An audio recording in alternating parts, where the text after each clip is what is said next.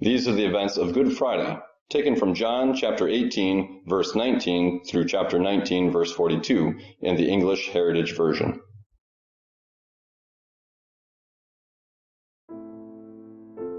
The high priest questioned Jesus about his disciples and his teaching. Jesus answered him, I have spoken openly to the world. I always taught in a synagogue or at the temple where all the Jews gather. I said nothing in secret. Why are you questioning me? Ask those who heard what I told them. Look, they know what I said. When he said this, one of the guards standing there hit Jesus in the face. Is that how you answered the high priest? If I said something wrong, testify about what was wrong. But if I was right, why did you hit me? Then Annas sent him bound to Caiaphas the high priest. Early in the morning the Jews led Jesus from Caiaphas to the praetorium. They did not enter the praetorium themselves so that they would not become ceremonially unclean. They wanted to be able to eat the Passover meal. So Pilate went out to them and said, What charge do you bring against this man?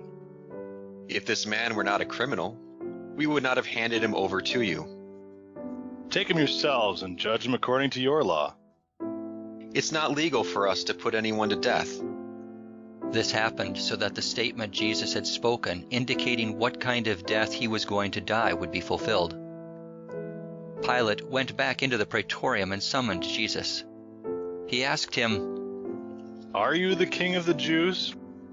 Are you saying this on your own? Or did others tell you about me? Am I a Jew?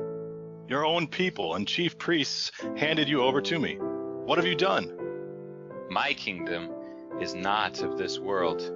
If my kingdom were of this world, my servants would fight so that I would not be handed over to the Jews. But now my kingdom is not from here. You are a king then? I am, as you say, a king. For this reason I was born, and for this reason I came into the world, to testify to the truth. Everyone who belongs to the truth listens to my voice. What is truth?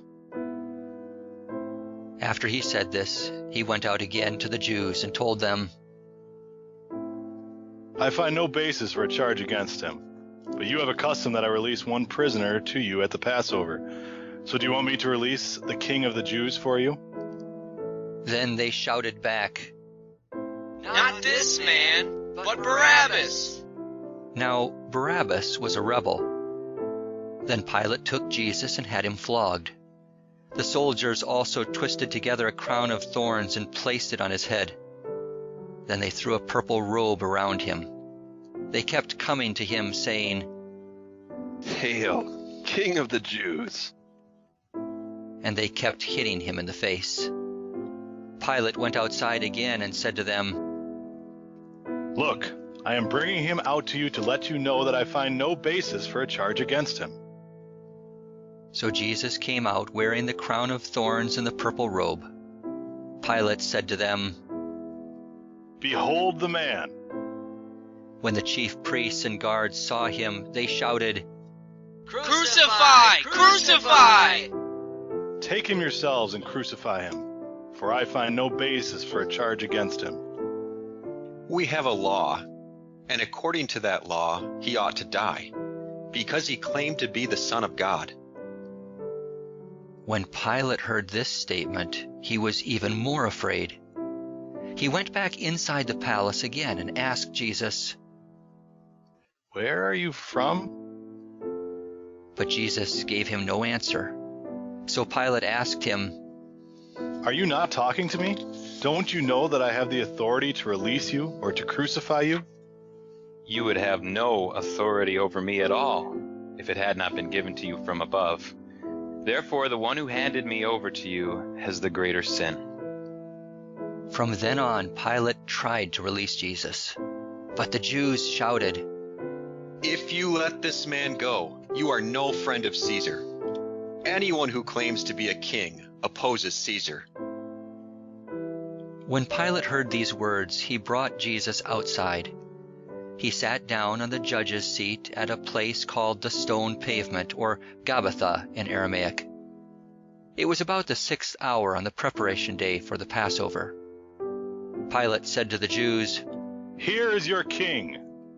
Away with him! Away with him! Crucify him! "Should I crucify your king?" We have no king but Caesar." So then Pilate handed Jesus over to them to be crucified. So they took Jesus away. Carrying his own cross, he went out to what is called the place of a skull, which in Aramaic is called Golgotha. There they crucified him with 2 others, one on each side, and Jesus in the middle.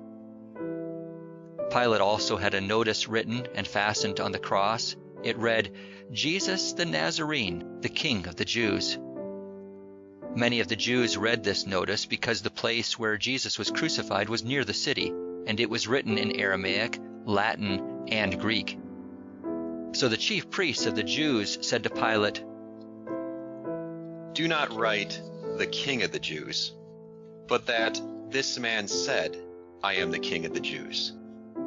"What I have written, I have written." When the soldiers crucified Jesus, they took his clothes and divided them into 4 parts, 1 part for each soldier. They also took his tunic, which was seamless, woven in 1 piece from top to bottom.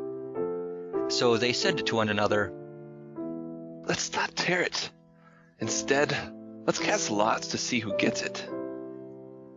This was so that the scripture might be fulfilled, which says, "They divided my garments among them and cast lots for my clothing." So the soldiers did these things. Jesus' mother, his mother's sister, Mary the wife of Clopas, and Mary Magdalene were standing near the cross. When Jesus saw his mother and the disciple whom he loved standing nearby, he said to his mother, "Woman, here is your son. Then he said to the disciple, Here is your mother." and from that time this disciple took her into his own home. After this, knowing that everything had now been finished, and to fulfill the scripture, Jesus said, "I thirst." A jar full of sour wine was sitting there. So they put a sponge soaked in sour wine on a hyssop branch and held it to his mouth.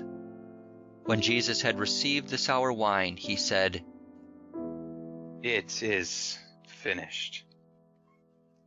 Then, bowing his head, he gave up his spirit. Since it was the preparation day, the Jews did not want the bodies left on the crosses over the Sabbath, because that Sabbath was a particularly important day. They asked Pilate to have the men's legs broken and the bodies taken away. So the soldiers came and broke the legs of the first man who was crucified with Jesus, and then those of the other man. But when they came to Jesus and saw that he was already dead, they did not break his legs. Instead, one of the soldiers pierced his side with a spear. Immediately, blood and water came out. The one who saw it has testified, and his testimony is true. He knows that he is telling the truth, so that you also may believe. Indeed, these things happened so that the scripture would be fulfilled. Not one of his bones would be broken. Again, another scripture says, "They will look at the one they pierced." After this, Joseph of Arimathea, who was a disciple of Jesus, but secretly for fear of the Jews, asked Pilate to let him remove Jesus' body. When Pilate gave him permission, he came and took Jesus' body away. Nicodemus, who earlier had come to Jesus at night, also came bringing a mixture of myrrh and aloes, about 72 pounds. They took Jesus' body and bound it with linen strips along with the spices, in accord with Jewish burial customs. There was a garden at the place where Jesus was crucified, and in the garden was a new tomb in which no one had ever been laid. So they laid Jesus there, because it was the Jewish preparation day, and the tomb was near.